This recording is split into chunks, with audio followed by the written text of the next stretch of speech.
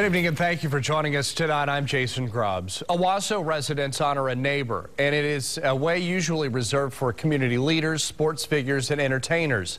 2 News reporter Brandon Richard shows us what they've done for a fallen serviceman. Well, residents in the Crescent Ridge subdivision renamed one of their streets after Army Specialist Chris Horton, someone they call a true American hero.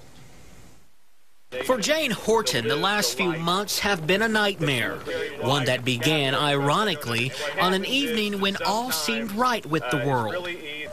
On September 8th, I slept like a baby, and little did I know that night that Chris was killed. Chris, her husband of 2.5 years, died after coming under enemy fire in Afghanistan. The 26-year-old Army sniper was a member of the Oklahoma National Guard. It doesn't really get easier. I was in shock for such a long time, and I think I have just come out of shock and reality sitting. The reality that her husband is gone, at least in the physical sense. But memories, especially those of duty, valor, and honor, live on. But America is founded, and we remain free from the blood of patriots, and Chris happened to be one of them. It's because of this patriotism why Jane's neighbors wanted to pay tribute to her husband.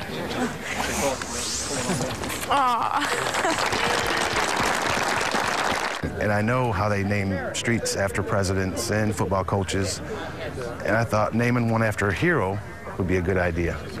I wanted the neighborhood to know that we had a hero living on our street. Jane hopes this sign will cause people to remember. I obviously would like them to remember my husband, but I also hope that that sign embodies so much more. I hope that it represents every soldier that's given their life for this country.